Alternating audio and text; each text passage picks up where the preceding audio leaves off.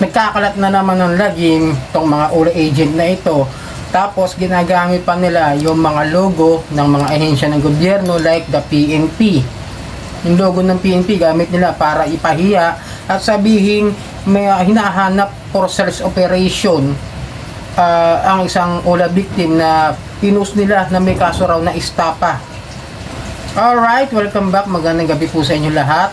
Muli, bago natin simulan ang ating tatalakayin ay maglalambing lang po ako sa inyo na paki-follow po ang aking mga social media account, Facebook, TikTok at itong aking YouTube channel.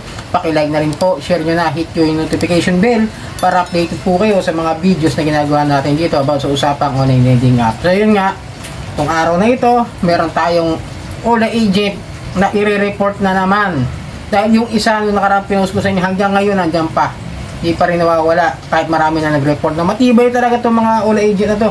Pero ngayon, itong OLA agent na ito, papakita ko sa inyo, no? Gumagamit na sila ng mga logo ng mga ahensya ng gobyerno like the PNP, yung sinabi ko nga sa intro, no? Ginagamit na naman nila para mamamahiya at magpakalat ng mga misleading information na kung saan yung mga OLA victim ay sasabihin nilang mga may kasong istapa at nasa search operation daw na mandat na ginagawa ng mga PNP at ito'y wanted. So yun ang lumalabas doon. Kaya nakakalungkot lang isipin na hindi masyadong napapansin ng ahensya ng gobyerno ng PNP yung mga ganito na ginagamit yung logo nila. Pati nga yung mga hepe nakalagay doon sa post na ito, pakita ko sa inyo, ayan. Yan no, nakalagay no. Nakita niyo yung pangalan ng OLA agent. Ulitin ko lang po hindi ko rin po alam kung nung OLA sila. Tandaan niyo, hindi magbabanggit yung mga yan kung saan OLA sila nagtatrabaho. Dahil yung mga OLA agent na yan gumagamit lamang ng mga dummy account o mga trolls para mamahiya at ipahiya yung mga taong hindi nakabayad ng utang doon sa mga OLA. So yun, ito sabi nung Athena Bena. Athena Bana, yan. Basta yung profile, ayan pakita ko na sa inyo, yan. Meron pa siya nakalink doon sa taas para mahanap yung OLA victim, di ba? Talagang katarantado na itong mga to. Nakalagay pa yung pangalan. Pero, takpan ko na lang yung pangalan, no? Tapos yung link nung OLA victim para wag nating ipahiya. Wag nating tularan tong OLA agent na to. Tapos nakalagay sa baba niya, sa caption, sa susunod, wag kang uutang kung hindi mo kayang magbayad ng tama. Magbabuyan tayo ng pagkatao ngayon at maglabasan ng baho ng utang sa lahat ng kakilala mo sa social media. Tigas mukha mo, di ba? Di ba? Napakatigas. Sino ba mas matigas ang mukha? Yung biktima na hindi nakapagbayad ng utang o kayo mga nakadami account ng mga OLA agent na gumagamit ng mga logo ng mga ahensya ng gobyerno para manakot, mamahiya, magbanta at sasabihin wanted kahit hindi naman o wala namang kasong estapa yung mga taong ito. Diba? Sino ba yung mas makapal at matigas ang mukha? Sino ba yung mga may baho? Hindi ba't kayo? Ayaw nyo nga lumabas dyan sa mga opisina ninyo. Ayaw nyo nga humarap doon sa mga taong may utang sa inyo na puntahan na lang sa bahay kaysa ipahiya. Kasi alam nyo, labag sa batas yung ginagawa ninyong pamamahiya at pagpo-post sa social media. Diba? Tama? Tama. Kung sa tama. Dahil talagang tama yung sinasabi ko. Tapos nakalagay pa ron dito sa page niya, no? Meron pa siya ibang mga pinost na yung iba naman hindi nakalagay doon sa mismong caption niya yung pagpo-post niya ng mga may logo ng PNP o ng mga ahensya ng gobyerno. Nasa comment section yung iba. Okay? Tapos ito katulad nitong isa na meron siyang page, itong isang victim na ito. Takpan ko na lang din. Basta makikita niya pag ilalagay ko yung link sa description ng OLA agent para mas madali niyo mahanap. Okay? Pag sinearch nyo sa Facebook. So yan itong sabi niya doon sa isang vlogger sa Facebook na gumagawa lang din ng content para kumita kahit paano. Sabi ito, ibalik mo yung mga perang kinuha mo. Tapos yung pangalan, yung page nung OLA victim, hayop ka, perwisyo ka, panay release alam mo, magbalik ng pera, deadma ka, di ba? Malamang kaya gumagawa siya ng reels, kaya siya gumagawa ng content para sa Facebook niya. Gusto niyang kumita kahit paano ng extra income para may pangbayad sa inyo. Pero kung ganito yung ginagawa ninyo diyan sa mga kliyente ninyo, malamang hindi kayo bayaran yan.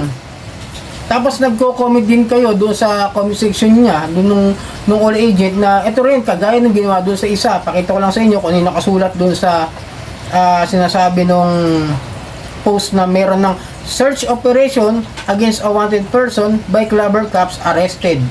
No, di ba arrested na with estapa? Ibig sabihin, pinapalabas na itong uli agent na ito na arestado na with estapa. Eh, gayong pinost pa nila sa social media.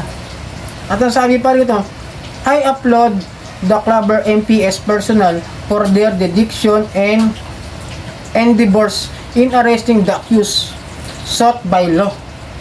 We ensure prompt actions, especially in implementing orders from our honorable courts. Dinamay na naman pati korte. Tapos may nilagay sila rito pangalan ng isang police colonel na hepe o officer in charge na kung saan totoong tao yung ginamit nila. Hepe po ito sa Surigao, 2023, 2 years ago. Okay? Legit po yung pangalan na ginamit. Takpang ko lang, ayoko madami sa problema. Pero legit yung pupunta kayo doon sa Facebook page ng Uli Agent. Doon nyo na lang tignan. Kasi baka makaanuhan tayo, magkaroon ako ng problema rito. At yun ang gusto kong mangyari. Kaya gusto ko rin ipa-report natin lahat. Sama-sama tayo. Ni-report ko na to. At gaya ng dati, kung paano natin re-report, ay yung nasa may pangalan niya sa profile page niya, yung tabi ng message, yung tatlong tuldok sa gilid. Pindutin nyo lang po yun. Tapos, punta kayo doon sa, siyempre doon na kayo pupunta sa what do you want to report? Something about this profile. Pindutin nyo yun. And then, why are you reporting this profile? Pindutin nyo yung harassment or bullying. And then, you selected, we use your feedback to help our systems learn when something isn't right. And then, yun na, done. Okay? Doon lang po kasimple. At, medyo nagulat ako, mayroon ding bata na kasama doon sa ibang post niya, na isang buong pamilya na kung saan talaga may mga pagmumura at mga pamamahiya na ginagawa itong Uli Agent to. Sa totoo lang, no, ang paggamit lang din ng logo ng mga ahensya ng gobyerno, kung tutusin, talagang bawal na bawal para sabihin nila na legit SEC registered daw sila, tapos ganito ginagawa. At syempre, hindi naman naamin yung mga OLA agent na yan kung anong OLA yung pinapasukan nila. Iwas puso yung mga yan. Tapos pagka nare-rate, tandaan ninyo, di ba? O, sila nag-post ng ginagamit ng PNP, at tapos pagka na-rate sila ng PNP, bakit sila nagtatakip ng muka? Di ba? Sino ba yung mas nakakahiya? Yung gumagawa ng mga ganitong bagay o yung tao hindi lang nakapagbayad ng utang? Totoo lang, okay lang naman magkaroon ng utang lahat tayo. Ultimo yung mga Uli Agent na yan. May mga utang din yan sa mga kumpanya nila. Nung dating meron nakausap na Uli Agent. Sila nag-uutangan dyan. Di ba? Tapos, sila nagpapahiyaan minsan dyan. Ganyan kalupit yung mga ugali, yung pagkatao ng mga Uli Agent na yan na talaga nasa budhi na yata nila yung pagiging loko-loko. Kaya yung iba sabihin nila na wala silang alam sa trabaho nila, di na alam na masama yung ginagawa nila. Katarantaduhan yan. Kaya wag nyo sasabihin na kayo, biktima lang. Hindi kayo biktima. Kayo na yung perpetrator. Kayo na mismo yung gumagawa ng mali. Sasabihin nyo, inutusan lang kayo. Paano yung mga ginagawa nyo ito? Tapos, ginagamit nyo pa mga logo at ahensya ng gobyerno. Diba? Sa para pahiyain yung tao. Para sabihin wanted yung tao, kahit utang lang naman yung usapan ninyo. Hindi lang nakapagbayad, pinuso na agad. Na scammer with estapa. Diba? So sana nakatulong ang video ito, no? Tignan nyo na rin, baka nandiyan kayo doon sa post ng Uli Agent na to. At maglalambing lang po ako sa inyo na pakipollow po ang aking mga social media account, ang Facebook, TikTok at itong aking YouTube channel. Maraming pong salamat at hanggang sa muli.